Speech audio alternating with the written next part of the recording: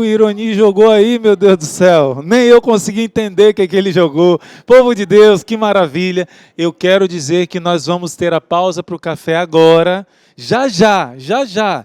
Se prepara e prepara o seu coração com o Padre Emanuel Maria, entrevistando, eu não falo italiano, não é? Mas entrevistando o Padre Antônio Matatelli. Esse sacerdote que tem experiência com exorcismo, experiência com libertação, experiência com o dom de cura também, e ele quer partilhar com você, quer te ajudar também a você escapar, fugir das ciladas e das armadilhas do inimigo. Então daqui a pouquinho eu quero chamar a nossa irmã Maria Filomena aqui.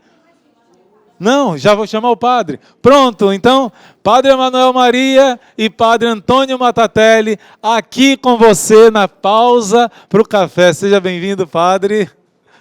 Padre Antônio. Ó, eu aprendi que em italiano você saúda a pessoa dizendo tchau. Tchau. Gente, quando eu cheguei na Itália eu tomei um susto. Tchau, eu falei, mas eu acabei de chegar. Seja bem-vindo, Padre. Seja bem-vindo, Padre Emanuel Maria. E vamos agora vivenciar esse momento tão intenso que você aprende, não só reza, não só ouve a pregação da Palavra de Deus, mas toma o seu cafezinho também, nessa pausa para o café. Vamos lá. Eu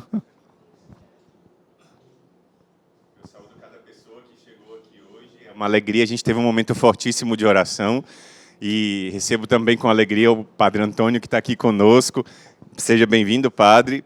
Nosso querido irmão Luiz Maria vai nos conduzir nesse momento de oração, nesse momento de entrevista. Então é uma graça a gente estar juntos aqui em oração, não é? Padre, me diga uma coisa. Eu gostaria de saber há quanto tempo o senhor é exorcista e como tem sido essa sua experiência. Da quanto você é exorcista e como é com essa experiência? Dunque, io credo che sono stato l'esorcista più giovane della Chiesa Cattolica. Eu acredito que eu tenho sido o exorcista mais jovem da Igreja Católica. Perché quasi subito dopo l'ordinazione avvenuta a 25 anni, Porque logo depois da minha ordenação, há 25 anos, subito ho iniziato con i gruppi del rinnovamento a fare gli esorcismi, logo depois do grupo da renovação, eu comecei a fazer exorcismo. chiedendo sempre al vescovo, il quale volta per volta, ad actum si dice, mi dava il permesso di fare Que l'esorcismo. algumas vezes eu pedia permissão para o bispo e ele me dava essa permissão para poder fazer esse exorcismo. E il mio essere vicino ai gruppi del rinnovamento ha favorito questo mio essere subito esorcista, per cui per alcuni anni, io credo, sono stato il più giovane della Chiesa E porque eu Cattolica. estava muito perto dos grupos de renovação carismática, eu consegui começar os exorcismos. Primeiro eu pedia permissão para cada um e depois esse ministério foi crescendo. Potremmo dire che anche in questo non ho scelto io. Avevo sì una propensione verso questo ministero, ma sono stato scelto da Dio. Eu digo que eu fui escolhido de Deus. Claro que eu tivesse uma propensão para esse ministério, mas eu fui escolhido pelo próprio Deus. E in questo poi io ho cercato sempre dei maestri, dei punti di riferimento, e il Signore mi ha concesso di conoscere dei veri grandi in questo Eu campo. sempre procurei alguns pontos de referência, alguns mestres que pudessem me ensinar. Eu encontrei realmente alguns grandes professores. Padre Gabriele Amort, O Padre Gabriele Amort, che ho incontrato diverse volte, que eu encontrei várias vezes. un altro sacerdote, un frate minore conventuale, Um outro padre sacerdote Frei Menor conventual, famosissimo in Italia, di cui è in corso il processo di que é beatificazione. muito famoso lá na Itália e a gente está tendo o processo de beatificação dele. Padre Matteo Lagrua, O Padre Mateu Lagrua, sim. Lagrua, sì, padre spirituale di tutto il rinnovamento dell'Italia. Ele é pai espiritual de toda a renovação carismática na Itália. E lui l'ho incontrato una volta e credo che mi fece una profezia, perché E senza uma volta eu conoscermi. encontrei a ele e eu acho que ele me fez uma profecia, porque eu não conhecia. E lui mi disse: beato chi ti ascolta. E ele disse assim, feliz aquele que vai te escutar. L'ho presa come una consegna così. E eu peguei isso como se fosse uma entrega dada por ele, uma missão. Sì, e poi ho conosciuto soprattutto padre Cipriano de Meo, E depois foi um dos que eu mais conheci, sobretudo o padre Cipriano de Meo, figlio spirituale di padre Pio, que era também um filho espiritual do padre Pio, il quale iniziò il ministero proprio incoraggiato da padre Pio. que começou esse ministério mesmo encorajado pelo próprio padre Pio. Perché lui aveva portato una donna posseduta da padre Pio Porque esse padre Cipriano levou uma mulher possessa lá para o padre Pio rezar. e padre Pio disse: ma figlio mio, io ho già tanti diavoli, E o padre Pio disse assim: meu filho, eu já tenho tantos diabos comigo. fai tu. Ma dice, lui rispose: ma io ho paura di non farcela, di non avere la forza. E aí ele disse: não, mas eu tenho medo, eu não tenho medo de não conseguir, de não ter força para enfrentar.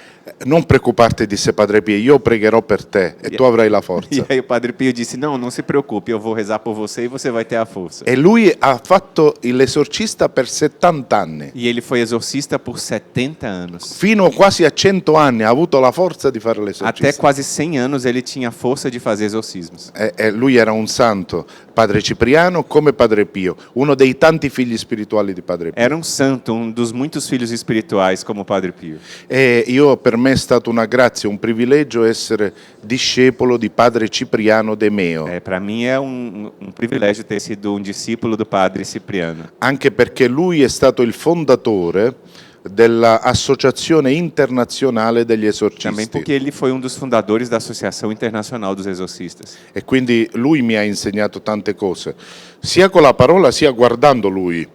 Ele me ensinou tantas coisas, seja falando comigo, me explicando, também olhando a ele realizar o exorcismo, eu aprendi muita coisa.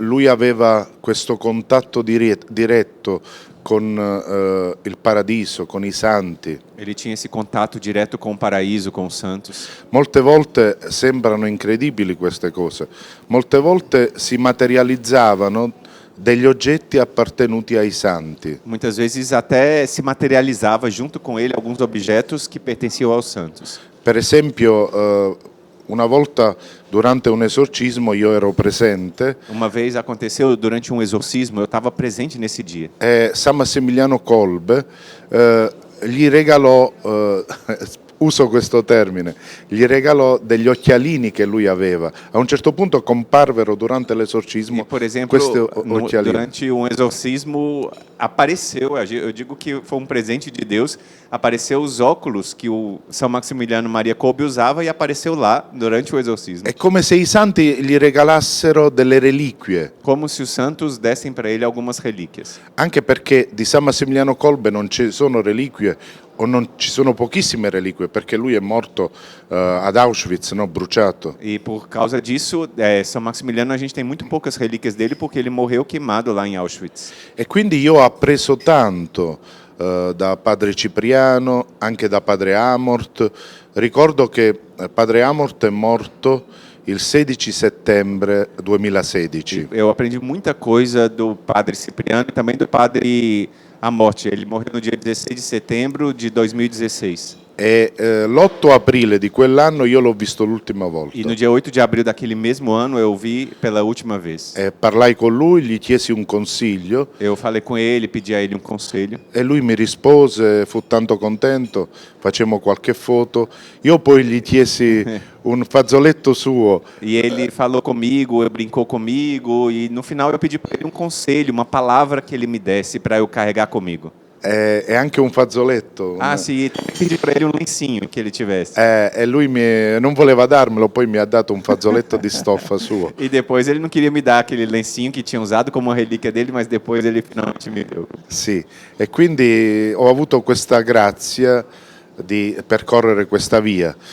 Naturalmente non è la vocazione, ma la risposta alla vocazione che ci E santifica. eu segui esse caminho e naturalmente não é uma escolha minha, mas é uma resposta a um chamado de Deus, a vocação de Deus. Amém. Eu queria também perguntar para o padre se ele podia contar para a gente um ou dois casos dos mais difíceis que ele enfrentou como exorcista e o que causou essa dificuldade. Quali sono i casi più difficili e cosa ha fatto questa persona per essere così difficile? Sì, diciamo che i casi difficili davanti a Dio non esistono, Bom, primeiro eu quero dizer que casos difíceis diante de Deus não existem. perché il diavolo non può fare quello che vuole. Porque o diabo não pode fazer aquilo que ele quer. Quello che il diavolo fa è perché Dio lo permette. Aquilo que o diabo faz é porque o próprio Deus permite. E quando noi ricordiamo questa verità negli esorcismi, il demonio soffre molto. Quando a gente recorda essa verdade nos exorcismos, o demônio sofre muito. Io mi ricordo una volta che il demonio diceva di se stesso: io sono Dio, io sono Dio. Eu lembro que uma vez, durante um exorcismo, o próprio demônio dizia de si mesmo: eu sou Deus, eu sou Deus. E dicevo: sì, tu sei, come fai ad essere Dio? Sei un Dio nelle mani di un parroco di campagna. E eu dizia: como é que pode? Você está dizendo que é Deus e você está nas mãos de um pequeno pároco do interior. E io ho detto: vedi che anche il tuo arrabbiarti, il tuo manifestarti è per la gloria di Dio? E eu dizia: esse fato de você estar com raiva, de você se manifestar, é tudo para a glória de Deus. Un'altra volta mi ricordo, io chiesi: quando esci? Mi devi dire nel nome di Gesù quando tu esci da questa donna. E uma vez eu disse assim: quando você estiver saindo, eu quero que você, em nome de Jesus, me diga quando você vai estar saindo. E il demonio rispose: E ele disse: si deve convertire un'altra persona e poi io potrò uscire. uma outra pessoa precisa se converter e aí então eu posso sair. E io in quel momento ho capito con maggiore forza, con tanta forza, che anche le possessioni sono permesse da Dio per il suo disegno misterioso E di aí nesse dia salvezza. eu entendi como as pessoas, como uma possessão diabólica, mesmo uma possessão diabólica, está permitida no desígnio de Deus. E allora questo che cosa vuol dire? Che se la persona posseduta si converte, vive una vita di fede, di preghiera, di sacramenti, prima o poi viene liberata. E aí eu digo, se uma pessoa se converte, vive uma vida de oração, uma pessoa possessa, mais cedo ou mais tarde ela vai ser liberta. A meno che casi rarissimi in cui Dio permette la possessione perché la persona possa espiare, soprattutto le anime vittime. Algumas vezes acontece de algumas almas vítimas e assim Deus permite que a possessão continue por mais tempo para que possa espiar alguma coisa, as almas vítimas. Ma ordinariamente, se la persona si converte, prega, se tante persone pregano per quella intenzione, la persona deve essere liberata. Mas se a pessoa se converte, se a pessoa fica firme na oração e se outras pessoas rezam por ela, finalmente a pessoa é liberada. Il problema è che tante volte chi ha uno spirito evidentemente tentato dal diavolo, ecco, quella persona non collabora con la grazia, con i sacerdoti, con O que às l'esorcista. vezes acontece é que a pessoa que está com o espírito do inimigo não colabora com o sacerdote, não se converte e aí fica mais difícil. Vive per esempio una vita disordinata, Por exemplo, se ela vive uma vida desordenada, non riesce a pregare molto, non pratica, è incostante nella pratica. e se ela não vive uma vida constante e praticante na oração. E allora che cosa fare? Essere metodici nel ricevere le benedizioni, ma soprattutto essere costanti nella fede, nella preghiera e nei sacramenti. Então, o que é? Claro, ser constante ao receber a bênção no momento de oração com o exorcista, mas também ser constante na fé, na oração, na vida de oração e dos sacramentos. Ma bisogna capire questo, che l'esorcismo è un sacramentale ed è importante, ma è un di più rispetto alla vita di grazia. E aí é importante entender isso, que o exorcismo é um sacramental, ele é importante, mas é um algo a mais daquilo que é a vida de oração e a vida sacramental da pessoa.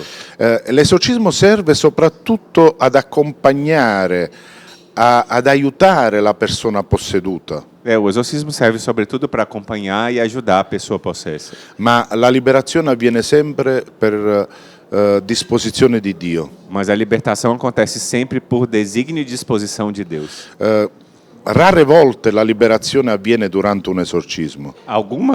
Poucas vezes a libertação acontece durante a sessão de exorcismo. Di solito avviene ovunque si trova il posseduto, ma in una festa mariana, in un santuario, in un giorno per esempio di una grande celebrazione, Mas di un normalmente acontece pellegrinaggio. quando a pessoa está no santuário mariano, num dia festivo para a igreja, quando ela está em peregrinação em algum outro lugar. Per esempio mi ricordo una donna che da tanti anni era posseduta Eu lembro de uma mulher que há muitos anos estava possessa e fu liberata per intercessione della Madonna il giorno 13 di ottobre. e ela foi libertada por intercessão de Nossa Senhora justamente no dia 13 de outubro. Ma io non ero presente, lei era a casa sua. Mas eu não estava presente naquele momento, ela estava na sua casa. E un'altra volta invece io avevo tante volte fatto l'esorcismo verso una persona. Outra vez eu tinha feito tantas vezes o exorcismo sobre uma pessoa E questa persona aveva delle strane manifestazioni. e essa pessoa tinha manifestações muito estranhas. Quando io cominciavo a pregare o quando c'era in genere una preghiera forte, Quando eu começava a rezar ou se tinha alguma oração mais forte acontecendo, veniva come un raffreddore, gli occhi diventavano rossi, gonfi, il naso cominciava a colare, parecia como se tosse, fosse um resfriado muito forte. A pessoa ficava com o olho vermelho, começava a lacrimechar, o nariz começava a escorrer, a a tossire. tossir também. A tossire. Era incredibile. Lui in un primo tempo non pensava che fosse una possessione, lui pensava che fosse un'allergia all'incenso, per esempio. della Primeiro ele Chiesa. pensava que fosse uma alergia ao incenso e não imaginava que fosse uma possessão. daquele Oppure sinal. ai fiori della chiesa. Ou as flores que estavam na igreja. Ma lui non poteva entrare in chiesa perché subito cominciava a tossire. Mas ele não podia nem entrar numa igreja porque de repente começava a tossir. Addirittura anche quando ha battezzato i figli non è potuto stare in chiesa. Mesmo quando os filhos foram batizados, ele não conseguia permanecer na igreja. Era arrivato a una situazione veramente penosa, di sofferenza. Era uma situação bem difícil e de sofrimento intenso mesmo. E lui decise di andare a Medjugorje e lì si manifestò la possessione. E quando ele foi a Medjugorje, lá a manifestação aconteceu. E allora ha cominciato a venire da me E aí depois ele começou a vir a mim. e mi ricordo il giorno della liberazione, l'esorcismo finì. Io ricevetti un'altra persona Eu lembro exatamente o dia da libertação. Eu encerrei o exorcismo dele, depois eu recebi uma outra pessoa. e lui uscì dalla sagrestia e arrivò in chiesa davanti a un crocifisso E ele saiu daquele momento, saiu da sacristia e foi para a igreja diante do crucifixo que tem lá. e allora cadde a terra, vomitò e mentre io facevo un altro esorcismo lui fu liberato. E ele caiu por terra, vomitou e naquela hora, enquanto eu fazia um outro exorcismo em outra pessoa, ele foi libertado. Quindi la liberazione è sempre affare di Dio, non è opera di un uomo. É porque a libertação é sempre um assunto de Deus, não é obra de um homem só. È Cristo che libera, È non sempre l'uomo. Cristo. Non esiste un esorcista più forte di un altro, è Cristo che libera. Não existe um exorcista mais forte do que outro, é Cristo sempre que liberta. Un altro caso, da tanti anni, non si è mai liberato, saranno forse 40 anni che lui lotta con il demonio. E tem um caso, talvez 40 anos, que essa pessoa luta contra o demônio. Addirittura ha girato tutti gli esorcisti, Amort, La Grua, Demeo, tutti. Essa pessoa procurou praticamente vários exorcistas, o padre Amort, o padre Lagrua, o padre Demel. Addirittura è andato da un esorcista negli Stati Uniti, Até nos Estados Unidos ele foi ao exorcista. ma non è stato liberato. Perché? Perché lui vive una vita con le donne disordinata. Mas por que ele não foi libertado? Porque ele vive uma vida desordenada com várias mulheres. E quindi è importante la collaborazione e la santità della vita della persona. Moralmente Porque deve essere irreprensibile. é importante a vida moral da pessoa, que deve ser irrepreensível. A pessoa tem que se converter. Quindi è un'opera di Dio da accogliere. E io mi sono chiesto sempre, ma perché Dio permette la possessione diabolica? É uma obra de Deus. E às vezes eu me pergunto, por que Deus permite a possessão diabólica? Sono arrivata a una conclusione. E aí eu cheguei a uma conclusão. È una mia idea, É naturalmente. uma ideia minha, naturalmente. Dio permette la possessione dei corpi per far vedere quanto è brutta la possessione delle anime. Deus permite a possessão dos corpos da parte do demônio para mostrar o quanto é terrível a possessão das almas. Quanto è cattivo il demonio, O quanto o demônio é mau. quanto è contrario alla nostra felicità. O quanto ele é contrário à nossa própria felicidade. E anche per farci vedere che esiste. E também para que a gente saiba que ele existe. Ad esempio, ho detto prima che tante persone si convertono guardando gli esorcisti, atei oppure miscredenti. E eu sei que muitas pessoas se convertem, sobretudo pessoas sem fé ou até ateus, quando veem um exorcista rezando, acabam passando por um momento de forte conversão. In Italia non tutti i giovani credono, la maggior parte sì, ma c'è una fetta che non crede, no? E allora Lá na Itália tem muitos jovens que não acreditam. Sim, a maior parte acredita em Deus, mas tem uma grande parte que não acredita. e mi ricordo un giovane che adesso vive a Torino Eu lembro agora de um jovem que vive lá na cidade de Turim, che mi diceva: Don Antonio, quando mi vengono dei dubbi di fede, e ele me dizia: Padre Antônio, quando me vêm algumas dúvidas de fé, io mi ricordo quella volta che mi hai fatto assistere a un eu esorcismo me lembro aquela vez que o Senhor me fez assistir um exorcismo. e mi passano tutti i E dubbi. todas as dúvidas de fé vão embora. E un altro giovane diceva che anche per lui la esperienza più forte sul piano spirituale E outro jovem me dizia que a experiência mais forte sobre no ponto espiritual era stata proprio partecipare a un esorcismo. foi participar de um exorcismo. Un'altra volta io ero amico con un giovane